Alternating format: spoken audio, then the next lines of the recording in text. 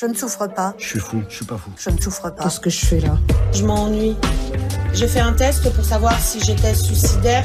Et oui, c'est bon, je suis suicidaire. Bonne journée quand Mais même. pas dépressive. Bonne journée quand même. C'est les animaux qui me mèneront au paradis. Spécialement le canard. Foutez-moi la paix, je vais bien. Des fois, je me sens comme la table, C'est pour ça qu'elle est ici. comme un meuble. Ici, c'est triste. On dit meubler la conversation. J'ai horreur de ça, la conversation. Je voudrais tellement reboucher le trou du désespoir avec des souvenirs heureux. Je porte la croix, comme Jésus. Je suis un artiste, moi. Je transforme l'horreur en beauté. Ma peinture, c'est toute ma vie.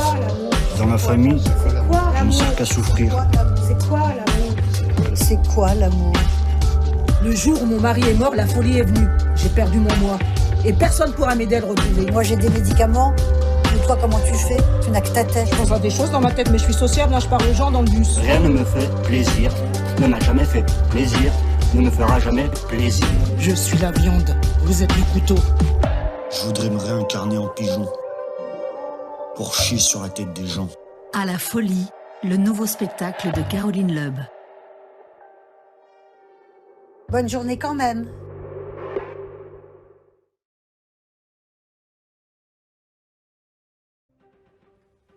Bonjour, je m'appelle Alyosha Itovic, je suis comédien, auteur, metteur en scène et je suis aussi le neveu de George Dunne.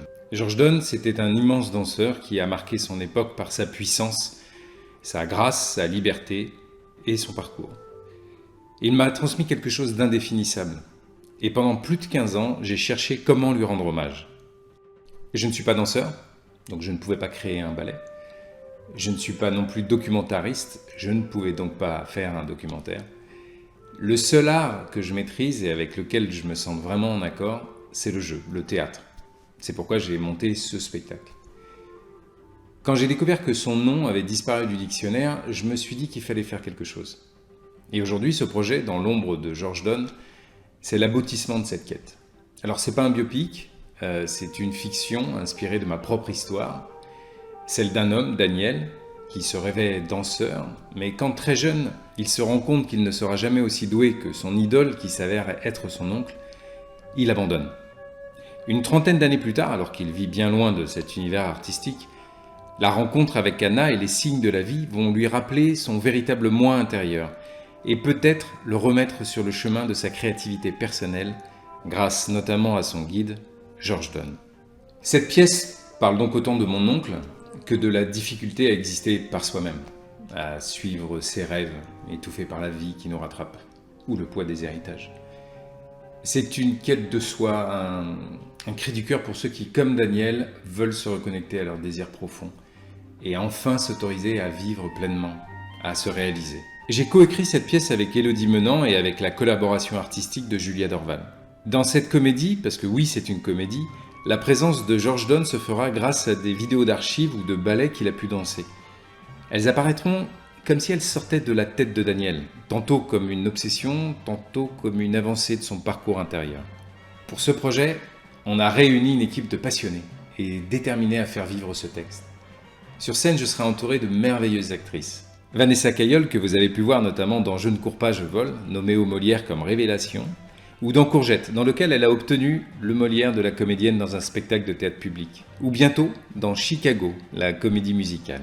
Et Hélène Degy, que vous avez pu voir dans de nombreux téléfilms et au théâtre dans La Grande Musique. Ou encore dans La Peur, avec qui j'ai eu la chance de partager la scène pendant presque 10 ans. D'ailleurs, elle avait été nommée pour la révélation au Molière.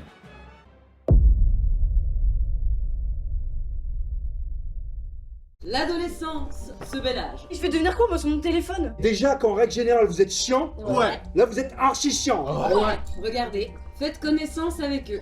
Pourquoi vous me regardez comme ça? Qui sont-ils? En silence on se regarde. Des êtres en devenir, en pleine construction. Faut pas que tu sois bien placé pour me donner des leçons de morale.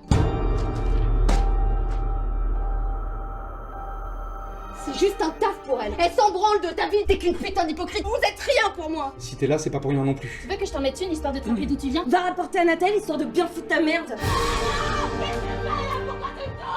Certains souffrent plus que d'autres et ça aussi c'est un facteur à prendre en compte. En les regardant comme ça là, vous sauriez dire vous s'ils souffrent? J'ai mal. Tu vois comme j'ai mal? On a tous un rôle à jouer. Faut juste savoir lequel.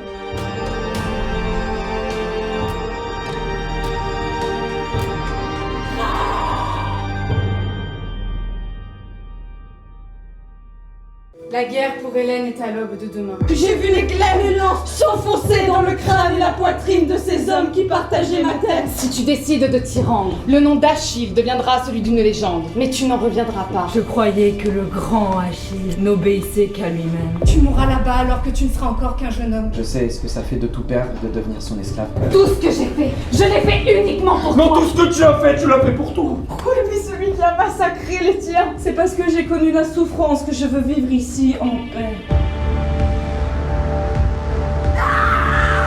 Qu'elle soit divine ou mortelle, la femme ne ressort jamais indemne de la bestialité masculine. J'ai tué, j'ai massacré, j'ai sacrifié pour lui. Ce sont des animaux. T'es pas pas tu par plaisir. Pitié, mon frère, répudie ta colère.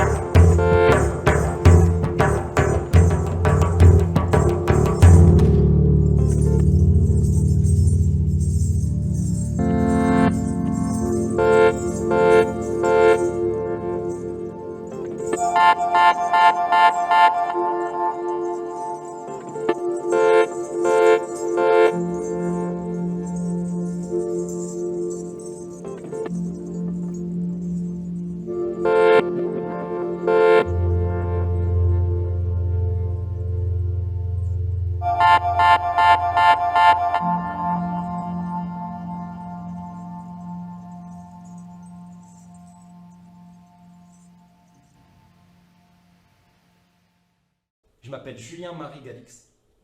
J'ai 28 ans. Et je n'existe pas.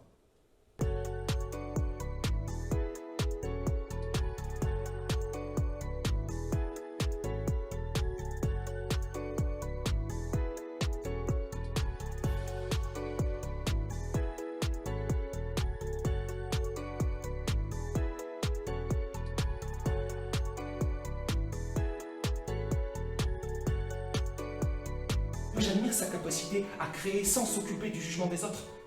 J'admire sa faculté à imposer son style malgré les critiques et les moqueries. Hey, Jules, c'est un super-héros! Jules, c'est un surhomme! J'aime Jules. J'adore Jules. Je veux être Jules.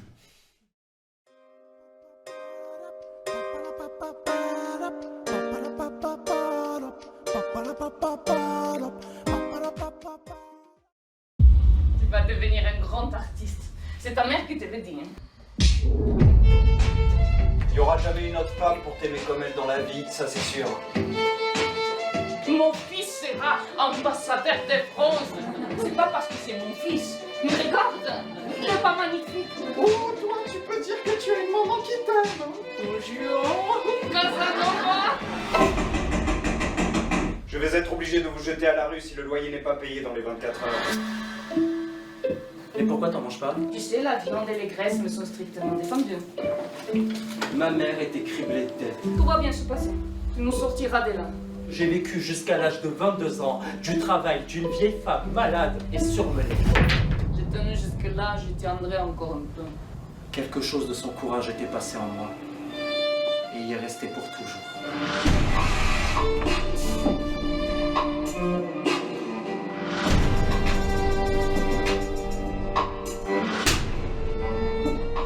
Ils avaient oublié de couper ce cordon ombilical et je survécu. La vitalité, la volonté et le courage de ma mère continuent à passer en moi et à me nourrir. Je n'avais que 8 ans mais ma décision était déjà prise. Tout ce que ma mère voulait, j'allais lui donner.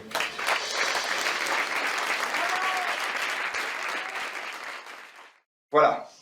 Capucine et moi avons décidé de nous marier. Et vous êtes bien sûr tous et toutes invités à la grande fête que nous allons organiser ici même.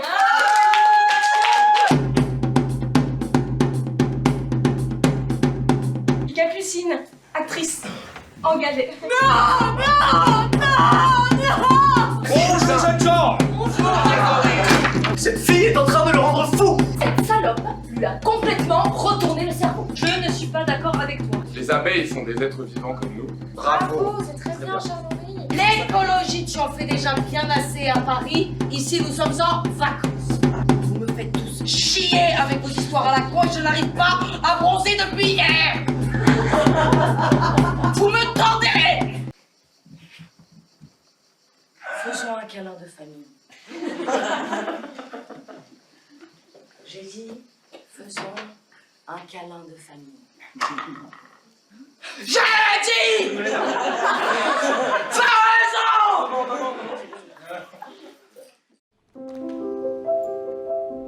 J'aurais franchement préféré ne pas aller au ministère. Prévoyant la tête et les commentaires désobligeants qu'allait me faire notre chef de bureau. Maudite crue. Il m'envie certainement parce que je suis installé dans le bureau du directeur, où je taille des plumes pour son excellence. Notre directeur doit être un homme de beaucoup d'esprit. Tout son cabinet est garni d'armoires pleines de livres. Et son visage, mon Dieu, quelle importance brille dans ses regards. Un vrai homme d'État. J'ai remarqué cependant qu'il m'aime beaucoup. Si sa fille... Rien, silence. Que t'imagines-tu? Crois-tu que je ne connais pas toutes tes frasques? Tu cours après la fille du directeur. Mais regarde-toi donc, songe un peu à ce que tu es. Tu n'es qu'un zéro, rien de plus. Comment peux-tu songer un instant à cela? Quelle importance cela a-t-il, ce gentilhomme de la chambre? Ce n'est qu'un grade. Le fait d'être gentilhomme de la chambre ne vous ajoute pas un troisième œil au milieu du front. Son nez n'est pas en or. Il est comme le mien, non? Comme celui de tout le monde. Pourquoi suis-je conseiller titulaire? Pourquoi précisément conseiller titulaire? Pourquoi?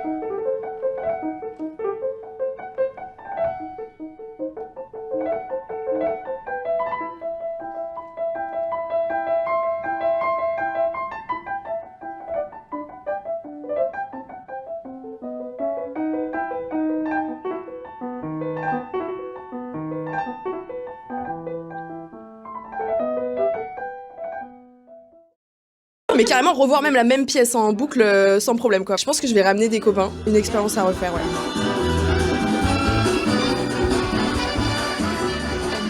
J'ai trouvé ça hyper spontané. Je pense que ça devrait être remboursé par la sécurité sociale. C'est important d'entendre des choses comme ça. C'était hyper surprenant, un sujet super sérieux avec une grande légèreté. Première fois que je le vis comme ça. Du fond, de la forme, de l'humour, voilà, c'est vraiment un pur moment de bonheur. C'est une pièce où on ressort et on a vraiment l'impression d'avoir légèreté de la vie. J'ai énormément pleuré. Magnifique, très beau moment d'émotion. Voilà, c'est une comédienne qui a beaucoup de talent. Elle nous fait rire, elle nous fait pleurer. Je venais pas voir le spectacle en pensant que j'allais être invité à y participer un petit peu. C'est fait dans une atmosphère très bienveillante et positive. Moi j'ai adoré ce spectacle, il se passe quelque chose d'assez original, je vous invite à venir voir.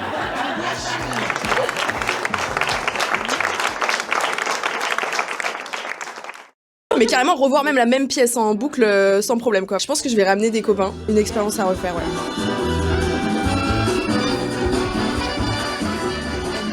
J'ai trouvé ça hyper spontané. Je pense que ça devrait être remboursé par la sécurité sociale. C'est important d'entendre des choses comme ça. C'était hyper surprenant, un sujet super sérieux avec une grande légèreté. Première fois que je le vis comme ça. Du fond, de la forme, de l'humour, voilà, c'est vraiment un pur moment de bonheur. C'est une pièce où on ressort et on a vraiment l'impression d'avoir légèreté de la vie. J'ai énormément pleuré. Magnifique, très beau moment d'émotion. Voilà, c'est une comédienne qui a beaucoup de talent. Elle nous fait rire, elle nous fait pleurer. Je venais pas voir le spectacle en pensant que j'allais être invité à y participer un petit peu. C'est fait dans une atmosphère très bienveillante et positive. Moi j'ai adoré ce spectacle, il se passe quelque chose d'assez original, je vous invite à venir voir.